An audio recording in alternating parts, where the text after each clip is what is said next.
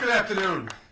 I'm Glenn Hutchins, as I said, co-chair of the Brookings Board of Trustees, and on behalf of my co-chair, Suzanne Nora Johnson, who can't be with us today, it's my pleasure to welcome you to Brookings, which we consider to be the world's premier think tank. It's my privilege to have a responsibility for Brookings, which stands for Quality, Independence, and Impact, whose research drives real results. Notably, Brookings is committed to nonpartisan scholarship. Our work is grounded in the proposition that sound policy starts with facts, thoroughly analyzed, rigorously tested, and thoughtfully applied to the world's most complex challenges. Today we'll hear from a leader who exemplifies the Brookings mission. Over the course of his long career in Washington, President Biden has consistently shown his commitment to evidence-based policymaking. As we have done for over 100 years, our team has proudly contributed to the important work of the last 4 years. Our scholars helped with the CHIPS and Science Act, the Inflation Reduction Act, and the Secure 2.0 Act. To welcome President Biden, I'm delighted to introduce Cecilia Rouse, who has served as President Brookings for about a year now. Before taking this role, many of you probably know that she was chairman of the President's Council of Economic Advisors. We are thrilled to have recruited her to Brookings, though we owe the President an apology for poaching one of his finest. Dr. Rouse, the stage is yours.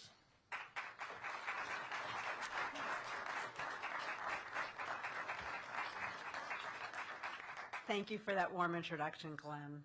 On behalf of the Brookings Institution, it is my profound honor to welcome President Biden to our campus today. As Glenn mentioned, I had the opportunity to work for President Biden from 2001 to 2003. So if I may, boss, this isn't just a professional honor, it's a personal pleasure to welcome you to Brookings. Over the years, our institution has had the privilege of hearing from several U.S. presidents, including John F. Kennedy, Johnson, Ford, both Bushes, Clinton, and Obama. President Biden's visit continues Brookings' proud tradition of promoting thoughtful discussions on the most pressing issues of our time with leaders from across the political spectrum. Today, President Biden will focus on one of those critical challenges, our nation's economy. Throughout his tenure, President Biden has prioritized long overdue investments in our country's infrastructure and its people, working to build an economy capable of addressing challenges such as inequality and climate change. His vision is rooted in the belief that a strong economy allows all Americans to contribute productively and earn a good living to support themselves and their families. An economy that works for all. This is the vision that President Biden will speak to today. With that, it is my great pleasure to turn the floor over to President Biden. Please join me in welcoming him to the stage.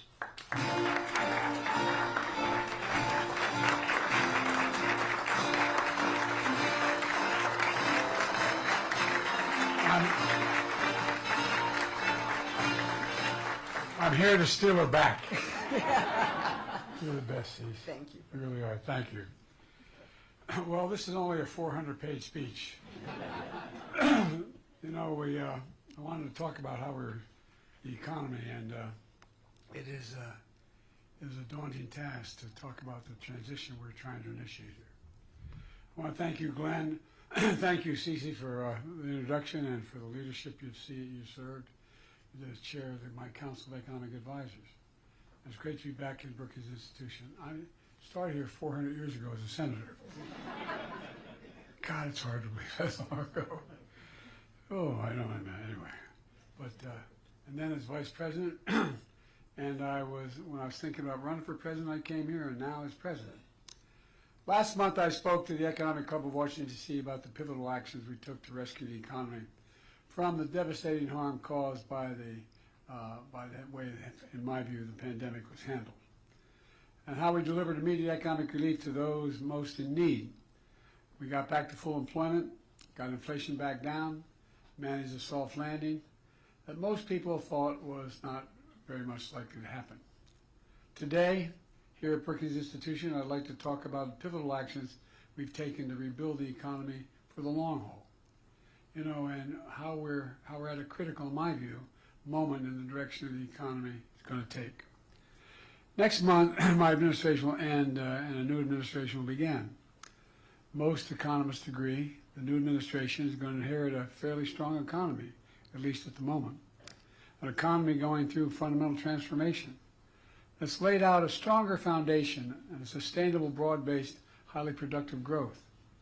And it's my profound hope that the new administration will preserve and build on this progress. Like most great economic developments, this one is neither red nor blue. And America's progress is everyone's progress. After decades of trickle-down economics that primarily benefited those at the very top, we've written a new book that's growing the economy, the middle out and the bottom up, that benefits thus far everyone. And this is going to be the test going forward. Over 16 million new jobs, the most in any single presidential term in American history. The lowest average unemployment rate of any administration in the last 50 years. 20 million applications for new business records. I mean, it's for new business, that is a record, I should say. Stock market hits record highs. I wish I owned a lot of stock. You know, the worst part of all this, I acknowledge at Brookings, for 36 years I was listed as the poorest man in Congress. What a foolish man. Anyway, 401ks are up.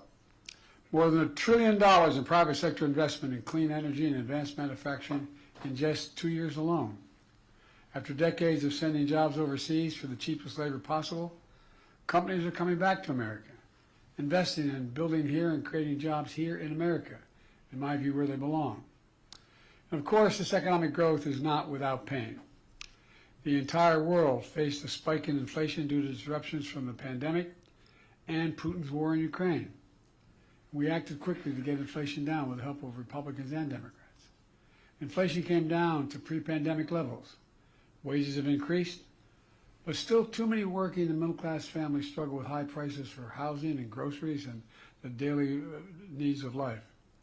At the same time as inflation and interest rates continue to fall, we've entered a new phase of our economic resurgence. With the outcome of this election, we also face an inflection point. Do we continue to grow the economy from the middle out and the bottom up, investing in all of America and Americans, supporting unions and working families, as we have the past 4 years, or do we move backward? In my view, backslide to an economy that's benefited those at the top while working people in the middle class struggled for a fair share of growth in economic theory that encouraged industries and livelihoods to be shipped overseas. And I might add, I'm not anti-corporation. For 36 years, I represented corporate America. My state has more corporations registered in my state than every other state in the union. So I'm mildly accustomed to corporate America. And to see it grow is useful and helpful and necessary.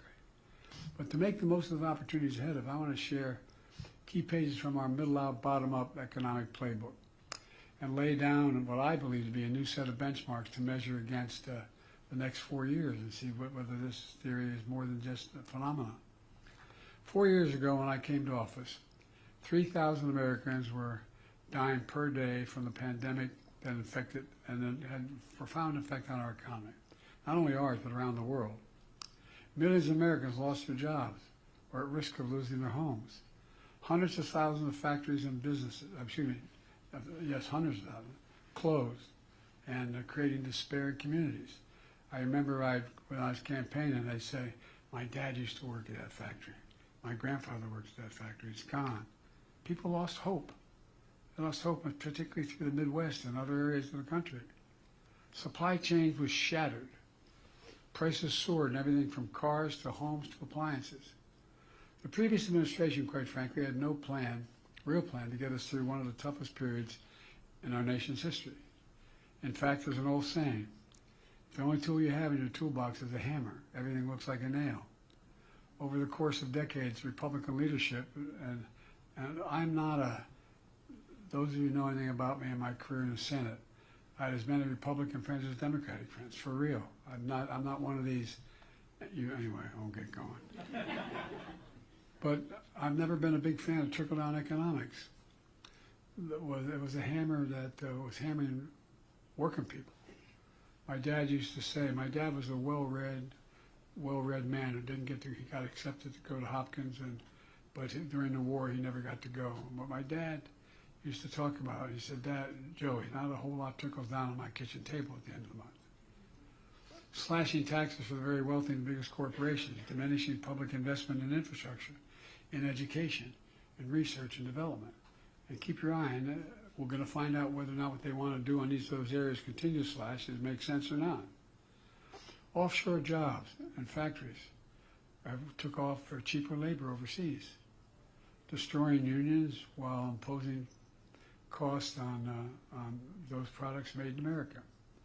And despite the mythical reputation to pay for itself, trickle-down economics deeply worsened our fiscal outlook, in my view. To offset the cost, advocates of trickle-down economics ripped the social safety net by trying to privatize Social Security and Medicare, trying to deny access to affordable health care and prescription drugs, lifting the fortunes of the very wealthy, often meant taking the rights of workers away to unionize and bargain collectively. And by the way, I'm all for the very wealthy. I'm not joking. You can make as much money as you can, good for you. But everybody's got to pay their fair share. And by rewarding short-termism in pursuit of short-term profits, extraordinary high executive pay, instead of making long-term investments in many cases. As a consequence, our infrastructure fell further behind. The flood of cheap imports hollowed out our factory towns. Remember Infrastructure Week? We had Infrastructure Week for 4 years and nothing got built. Well, everybody said when I wanted to have an infrastructure bill that mattered, over $1.3 billion, we'd never get it done. We got it done.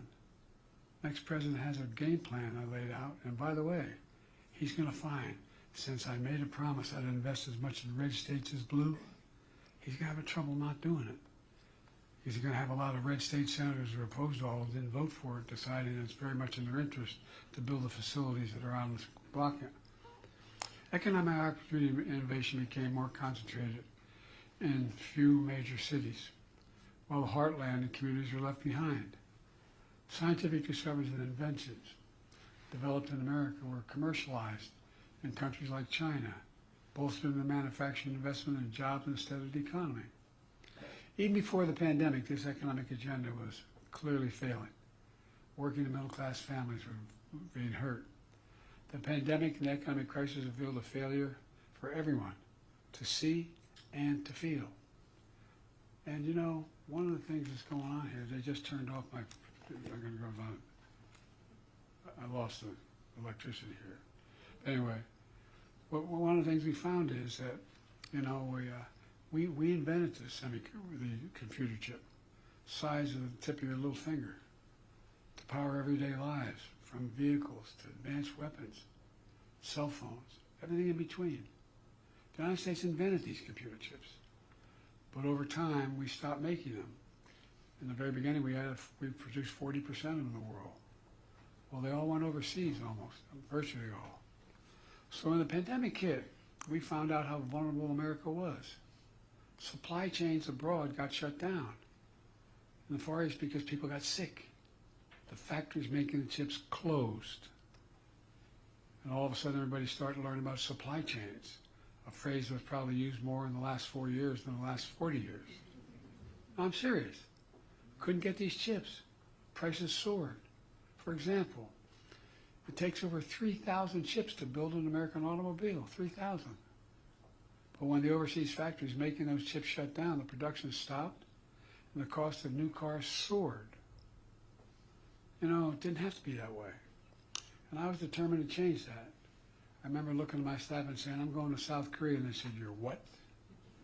Oh, you think I'm kidding? See, the guy next to you is a brilliant economist. He didn't think I was so brilliant going overseas.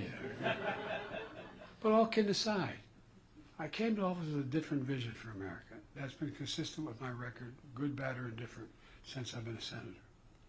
Grow the economy from the middle out and the bottom up. Invest in America and American products. And when that happens, everybody is. The wealthy still do very well.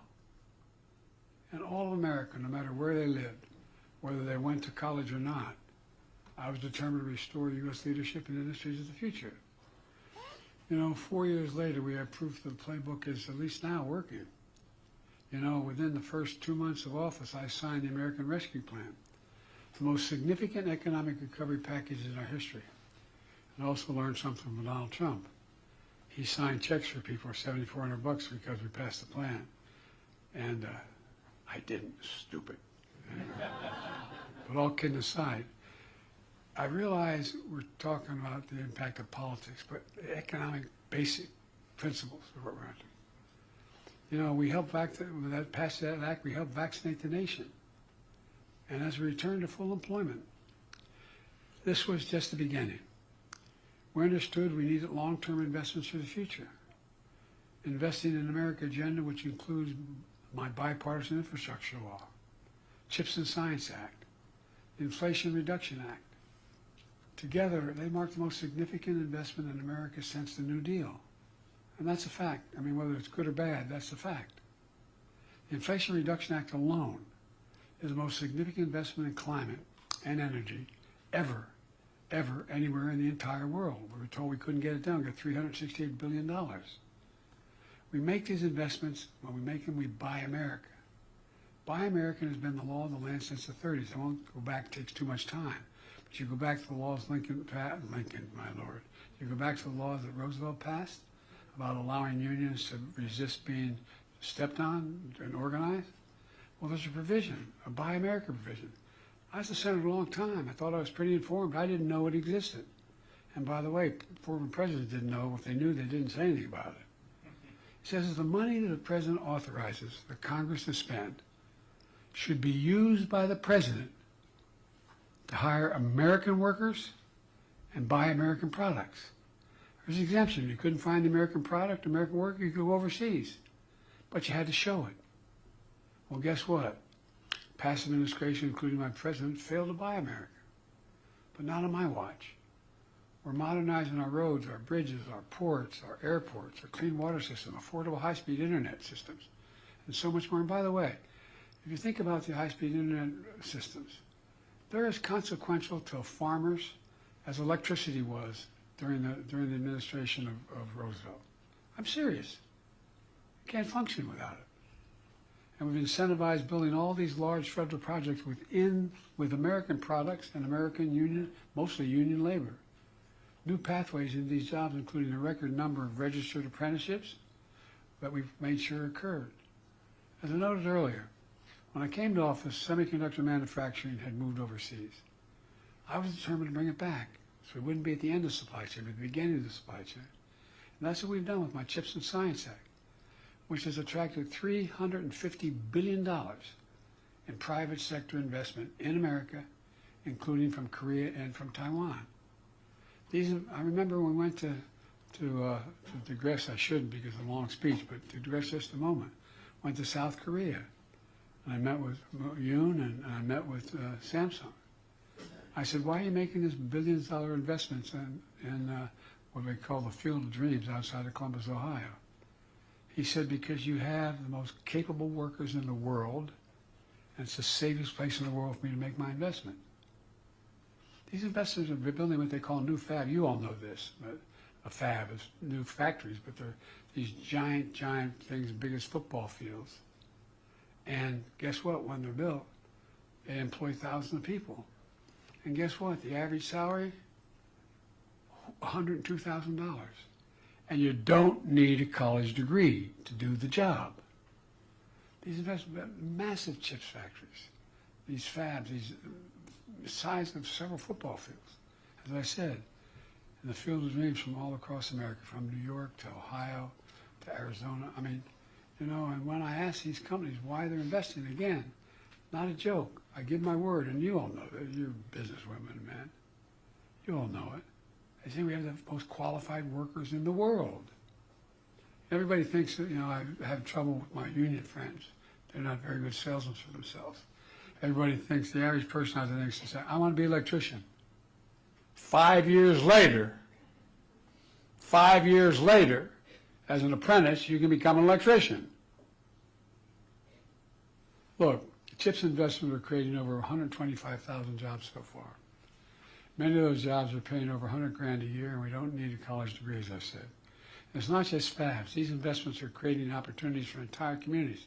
Small businesses creating even more jobs when they move. When you build, for example, you build one of these fabs whether it's in Syracuse or wherever, they're all over the place. Guess what? You know what happens? They end up building drugstores, coffee shops, automobile dealerships. They build entire communities because thousands of people move in who can afford to live a decent life. In fact, and we knew in the beginning, this wasn't going to come to fruition in my campaign, my administration. It takes time to get this done.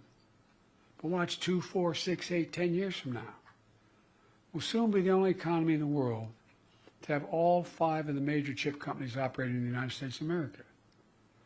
It's not only creating thousands, it will create thousands of jobs and good paying jobs, building chip factories, but also creating those jobs for workers installing more solar panels, batteries, selling more electric vehicles than ever before. You know, that's a construction boom and manufacturing boom all across America. It's just going to continue to pick up with the billions of dollars being invested. When faced with unfair practices from abroad, we've taken a tough but targeted action on behalf of the American worker, American businesses, and factory towns. You know, we know the pandemic and Russian war in Ukraine and inflation created enormous pain and hardship all across America. It's true for every major economy in the world. But we took aggressive action that brought prices down.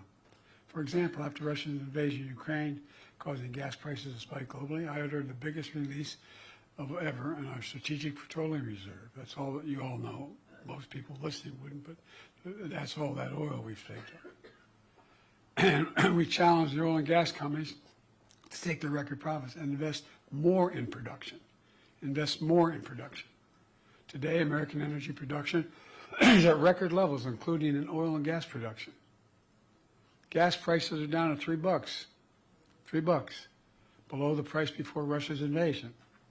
In addition, we've successfully pushed back all the oil released at a much lower price, and we've refilled the facilities, making the taxpayers in the process $3.5 billion.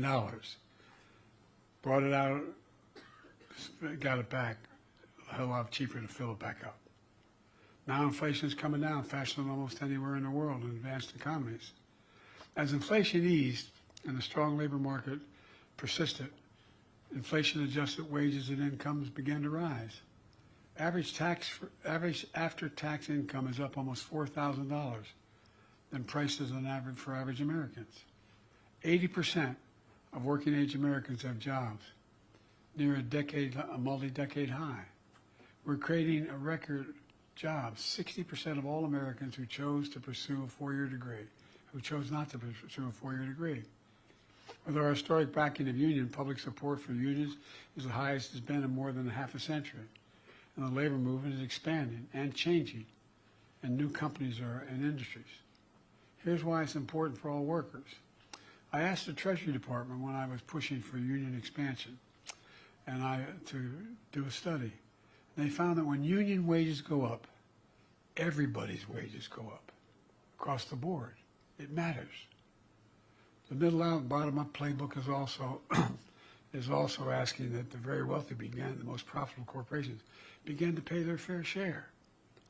I won't use the usual site that's used. We got 1,000 billionaires in America. Their average federal tax is 8.2%. Anybody want to trade with them? Well, look, my predecessor's $2 trillion tax cut overwhelmingly benefits the very wealthy and the biggest corporations, delivering tax cuts to the top 1% worth more than 50 times the tax cuts that went to middle-class families, you see. My approach is leading to better results for everyone. I kept my commitment that no one, and it didn't make me very popular with Democrats, no one earning less than $4,000 a year would see $400,000 a year would pay an additional single penny in additional taxes. No one. Not only I fought hard to expand the child tax credit for working families, but cut child poverty nearly in half. And by the way, it increases economic growth. More women can go back to work. More women can grow the economy. Expanded tax credits to make health insurance more affordable for millions of Americans enrolled in the Affordable Care Act. By the way, the other team tried to get rid of it, 51 votes, okay?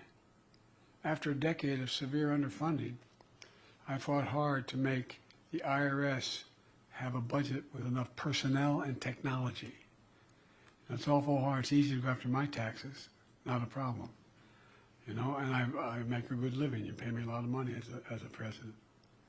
But for the very wealthy, it's awful hard. You need more personnel. And guess what?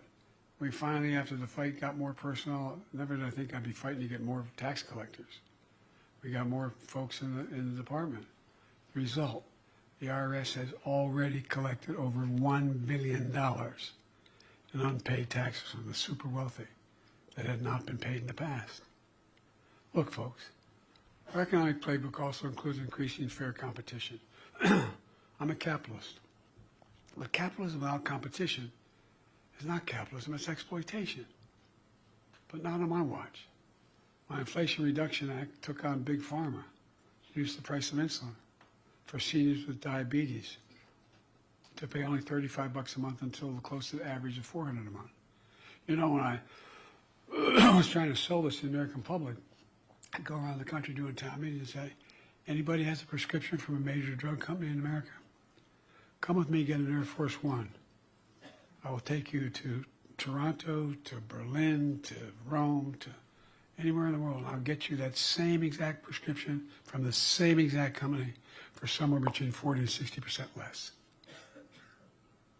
Well, the Inflation Reduction Act also finally gives Medicare the power to negotiate lower drug prices for seniors across the board. It's already passed.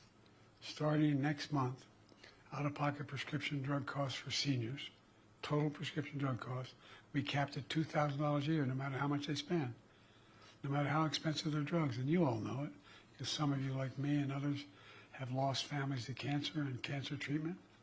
Those drugs, cancer drugs, cost $10, $12, $14 million, $1,000 a year. These other reforms not only save seniors money, not only saves the patient money, but guess what? It saves every one of you taxpayers money, because the federal government is not paying out $160 billion over the next 10 years that had to pay it now. Because they're not paying that, they're paying $35, not $400 for the prescription. Exorbitant prices of pharmaceutical companies have been charging. We're also lowering costs by eliminating junk fees.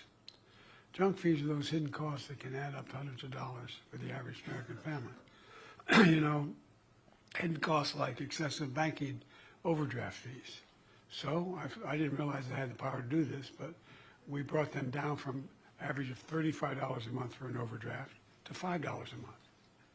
Cost the banks a lot of money, but it was fair. $35, deal with the overdraft. And in addition to that, there's late fees for credit cards, apartment application fees.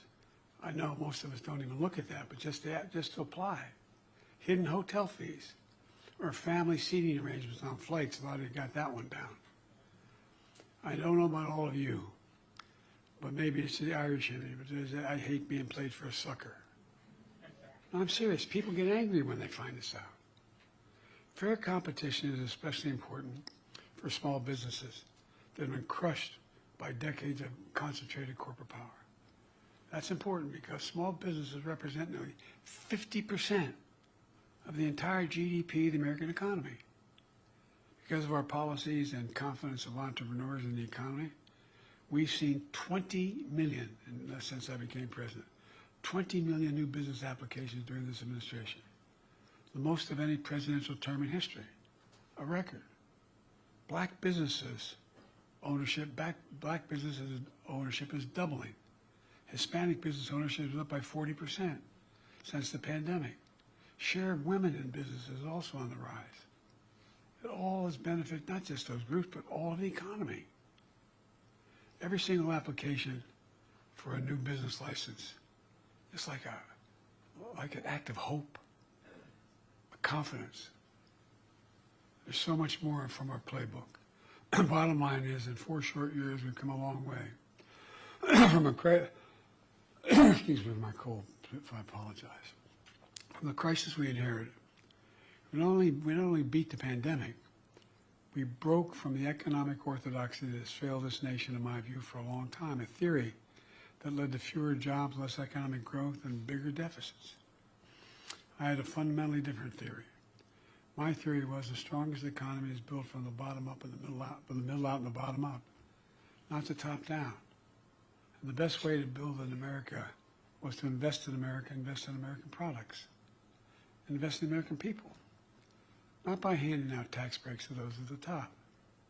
And I'm not looking, look, I don't want to get in, we can talk about taxes. But it was long past time for America to make a generational investment in our infrastructure, in our manufacturing base, in the technological edge in our clean energy future. I know it's been hard for many Americans to see, and I understand it. I just tried to figure out how to put three squares on the table. But I believe it was the right thing to do. Not only to lift America out of economic crisis caused by a pandemic, but set America on a stronger course for the future. And we did that. We don't take my word for it. Here's how Time magazine and other commentators describe the economy. I'm leaving to my successor. And there's a number of these quotes. President-elect Trump is receiving the strongest economy in modern history, which is the envy of the world. I'm going to say something outrageous. I know a fair amount about foreign policy. I've known every major world leader for long, been around 500 years. I know these guys. And I don't know anybody who wouldn't change their economy with ours. Can you think of one, any major nation? Says, I want to trade. I don't want to trade. I'll keep mine. I like what I'm doing. Let me close with this. By all accounts, the incoming administration is determined to return the country to another round of trickle-down economics and another tax cut for the very wealthy that will not be paid for, or if paid for, is going to have a real cost, once again causing massive deficits, or significant cuts in basic programs of healthcare, education, veterans benefits. On top of that, he seems determined to impose steep universal tariffs on all imported goods brought to this country, on the mistaken belief that foreign countries will bear the cost of those tariffs rather than the American consumer. Who do you think pays for this? I believe this approach is a major mistake. I believe we've proven that approach is a mistake over the past 4 years. But we all know in time, what will happen. I've never agreed with Ronald Reagan's approach to the economy, although I got along with him very well. But I did agree with something he said. President Reagan said, and I quote, "Facts are stubborn things." Facts are stubborn things. They are. Here are the facts. A set mark of benchmarks, if you will, that we should measure the success or failure of our next 4 years. During my presidency, we created 60 million new jobs in America. Will the next president create jobs, or like Herbert Hoover, be the only president to lose jobs in his administration? During my presidency, will we see the lowest average unemployment rate of any administration in 50 years? Will the unemployment be higher or lower in the next 4 years?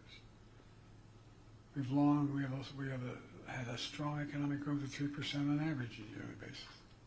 Will the next president have a stronger or weaker economic growth? And inflation. Yes, inflation.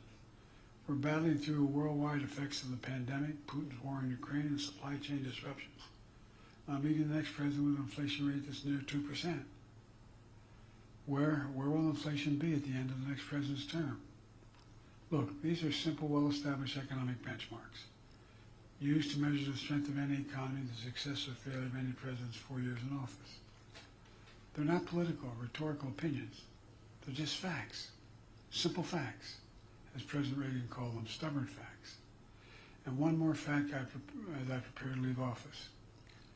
You know, there is no country on earth better positioned to lead the world in the years to come than America. Think about what stunned me. And again, I'm going to say something outrageous. I have as much experience in foreign policy as any president in history of the United States has had. The chairman of the Foreign Relations Committee, anyway, I spent a lot of time. I know all of them. Well, the decisions we make over the next 4 years have been transformative to the nation. But I tell you what stunned me, and I'm not being a hyper-American here. I can't name a single country in the world that doesn't think, put it this way, if we're not leading the world, who does? Not a joke. I'm not being wise guy. If we do not lead the world, what nation leads the world? Who pulls Europe together? Who tries to pull the Middle East together? How do we do the Indian Ocean? What do we do in Africa? We, the United States, lead the world. And you all are extremely experienced women and men. You know many of these leaders. You know many of these countries. Find me one that says we're not, or wish we weren't. Look, my hope and belief is that the decisions and investments are now so deeply rooted in the nation, that's going to be politically costly and economically unsound for the next president to disrupt, to cut. You know, some of my friends in the Republican Party, when I do States of the Union, who holler and like, you know, those things. They're against all the things we did. Keep your eye on them. Tell me what they want the programs we voted for them to cut in their states. Show me the most conservative Republicans willing to take away the factories that are going to be built in their states. Going to be interesting. Going to be interesting. Look, I pray to God, because I think everybody has an opportunity to reconsider their growth. I pray to God the President-elect throws away Project 2025. I think it would be an economic disaster for us in the region. In fact, consider one additional fact. The historic investments we made went to more red states than blue states. Not a politically smart thing to do, and I knew what I was doing. I knew people would be angry.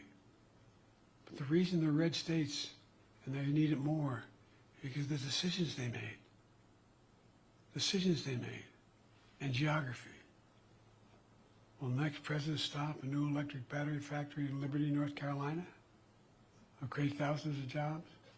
Will he shut down a new solar factory being built in Carterville, Georgia? Are they going to do that? You know, will we deny seniors living in red states $35 a month insulin? I believe the only way for a president to lead America was to lead all of America. And I believe the economy I'm leaving at the moment, and others could do better than I did. I'm not saying it was perfect, but ends up at this moment the best economy, strongest economy in the world. And for all Americans, doing better. So we got a lot to do, and I'm leaving the presidency, but I'm not going away. Bad news for y'all. Because I think we got to bring this country back together. When I announced my candidacy for president, I said I was running for 3 reasons. One was to restore the soul of America. Just decency in the way we treat one another. Politically, the way we treat one another. I know you know that back when Pat was around and others, we had vicious fights. We'd go and sit and have lunch together in the Senate dining room. Taking more of your time than I should, but one of the things that I realized when I was vice president, Barack wanted me because of my background in foreign policy and my ability to work in the Congress very well. And so about 6 years in, I decided to go up to the Senate dining room, I'm president of the Senate, to sit at the table where Democrats and Republicans sit together and began to listen again, just talk to people. Well, guess what? No place to go. You've been to the senator's dining room where they take you into the room where you can eat with other senators and other people. But right, the doors on the left of that elevator are private dining. Used to be a long buffet table. You walk in, a long table sitting, I guess, 16, 18 people on the right, parallel with the table, and you walk through an archway, and there's a table going the other way. One was the Democratic table, one was the Republican table. And when there weren't enough to sit at any one table, then they all sit together. It's hard to really dislike an individual that you strongly disagree with when you find out his wife is dying of breast cancer, or he just lost a child, or he's having serious physical problems himself. We knew each other. I really mean it. Barack used to drive Barack crazy when we met every morning at 9 o'clock, and with his last priest, we'll talk to one another when the day ended. And always give me, he said, I know. All politics is personal. But it is. It is. I watched Teddy Kennedy and Jim Eastland rip each other apart on the floor and then go down and have lunch together. So one is to restore the soul of the country. The second thing to do, I was trying to do when I ran, was to begin to restore the middle class, to focus on people most in need. And thirdly, was to bring the politics together again. Again, we don't have to agree with one another, but we sure in hell have to stick with the system that's allowed us to strongly disagree and yet keep within the confines of the admonitions of the Constitution. I've taken much too much of your time, and I apologize, but you're among the most informed people in Washington. And I would really appreciate down the road here a little bit any constructive criticism you have, and I'm sure you have some. All right, thank you so very much for having me.